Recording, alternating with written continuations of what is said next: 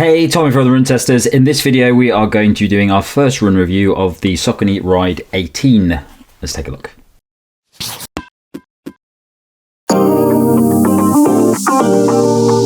Saucony Ride 18 costs £130 or $140. It weighs 266 grams or 9.4 ounces for men in a size 8, and the drop is 8mm. The Saucony Ride 18 is a daily shoe that receives a few updates to the popular Ride 17. The biggest of those is the addition of PWRRRUN Plus in the midsole, a foam designed to make the shoe lighter, softer and more responsive than its predecessor, as well as an improved level of energy return. The outsole also aims to have better durability and grip, alongside a smoother ride due to flex grooves towards the front of the shoe. Finally, there's a new engineered mesh upper to increase breathability and provide a stretchy fit to improve lockdown and comfort. In addition, there's an updated heel collar designed for an improved level of cushioning. The shoe is also available in a wide version. So in terms of fit, it's looking all good for me so far in the Saucony Ride 18. I've got mine in a UK size 8. That is my typical running shoe size. I've got it in a standard fit option. There is a wider fit option as well here. But for me, this version is ticking all the key boxes. I think the space up front of the toe box feels pretty good, not overly generous, not too short. There's good hold at the midfoot, good level of padding at the tongue, and no kind of discomfort on that first run with a kind of lacing and tongue combo here. Not overly generous in the kind of heel collar area in terms of that padding either, and offering a little bit kind of support there in the kind of key area.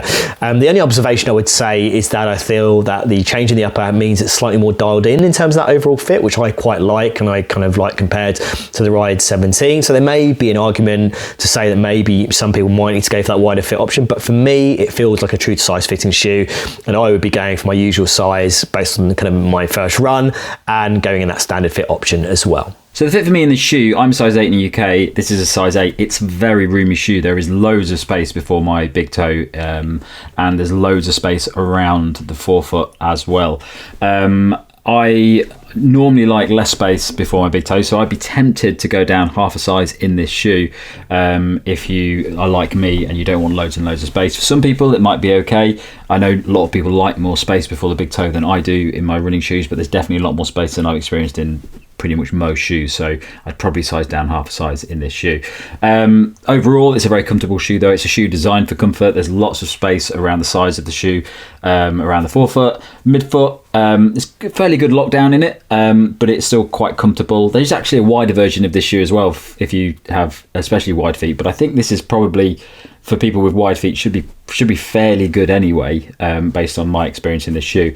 There's also loads of padding around this. There's a lovely padding on the tongue, and there's loads of padding around the ankle collar. I got a really nice lock-in fit for this, and no heel slippage or anything like that, and found it to be a very comfortable shoe on that first run. So we've talked about the previous version of the Ride 17, quite a lot, and most of us are big fans of that shoe. The reason we like that shoe is because it's just a really solid, balanced shoe that you can use for lots of different things. It's quite cost effective. It is comfortable for easy runs. It's a bit more versatile than you get from some daily shoes. And all in all, it was just a really good value shoe that you could use for a lot of things. You could put it in a rotation as a daily trainer, or you could just have it as your one shoe, and you could even probably, depending on what sort of time you're aiming for, race in it as well, as a cost effective way to buy one pair of shoes to do all your training in. The Ride 18 is a good progression. There's I've used the Saucony Triumph line. It's been one of my favourite lines for a long time, but when they released the 22, I didn't enjoy that shoe. It just didn't work for me, and when I got this, I was a bit worried because it looks a little bit more like the Triumph 22 than the Ride 17. So I was a bit worried that this midsole foam would be a little bit more like what's in the Triumph 22, and the Ride would be similar. This PWRRRUN Plus midsole is actually really, it's a really well balanced midsole foam. It isn't too soft. It's a little bit of firmness to it, but you do get a little bit of energy return off the back of it as well. It compresses nicely, and it just gives you a tiny bit of bounce back.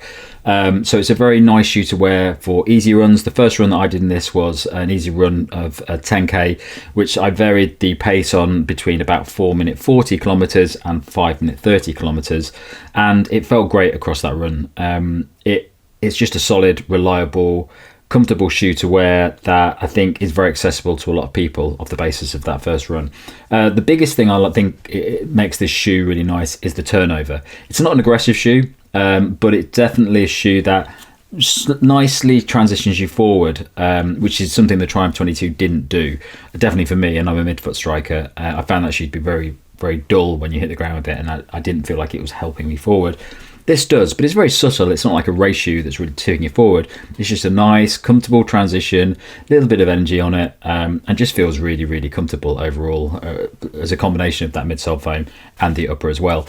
So over that first run, I haven't used this for running fast yet. I haven't done any insoles or anything in it, but over that first run, it definitely seems like a shoe that could fit into a lot of people's collection, or be the one shoe that they use for getting into running or just doing general running all the time, because it's really well balanced. It's also very stable as well, so you've got that going for it. It's essentially, for me, it's basically taken over from the Triumph line now. I think the things that this shoe does was what I expected the Triumph 20 and Triumph 21 to do, and the Triumph 22 doesn't do those things for me anymore. This shoe, it's pretty much comparable with what you're getting from those early versions of the Triumph. It's a great, comfortable cruising shoe that you can do easy runs in, you can just run consistently in. So I'm definitely looking forward to using this a lot more for training for Manchester Marathon, but very positive outlook so far. The outsole is also really good. So there's a really good layer of rubber on the outsole, covers most of it. There is a bit of exposed midsole, but it does seem to be a fairly sturdy midsole foam, this PWRRUN PB Plus that's in the Ride 18, so I'm not too worried about that. And it was a bit wet when I was out running, and I've been running across public footpaths on that first run, and some wet roads, and it felt absolutely fine. Solid outsole on that, no problems with it at all. So yeah, all in all, pretty successful first run. So in terms of that first run, I did 5 miles in the Saucony Ride 18, kind of hovering just over 8-minute a mile pace, so not my quickest and also not my slowest, so somewhere in between, and kind of seeing how it handles some more moderate pace running, and I would say it did a very good job of that overall. Now, I haven't spent extensive time in the Ride 17, kind of landed when I wasn't doing a huge amount of running, but the limited time that I have spent in it, I know that it is a very comfortable shoe, a very good workhorse daily training shoe, maybe not the most versatile shoe, but a shoe you can definitely spend a lot of time in at a very good price. Now I think it's going to be more of the same with the Ride 18, but I do think there are some changes here. It's it's still very comfortable. I think it's still very stable. The outsole, I think, plays a big part in creating that kind of very stable feeling in this shoe.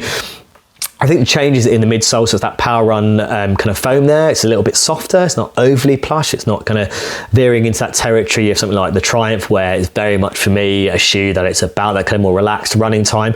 I do think there's a more of a kind of responsive edge to the Ride. Probably a little bit kind of going back to those kind of earlier rides. It's not quite there, I don't think. It's still kind of veering towards that kind of comfortable running pace, but I do think it has it in its locker, and it did, for me, feel comfortable to run at my kind of more moderate pace. So I think that is definitely a positive for me. It's a little bit of a drop in weight, but I don't think it's a substantial drop in weight to say that it's going to be hugely different in terms of that overall feel from the Ride 17. I do really think it's about that kind of more dialed in upper fit, which I think, just improves the overall feeling of the ride, or that's kind of what I've seen in that first run.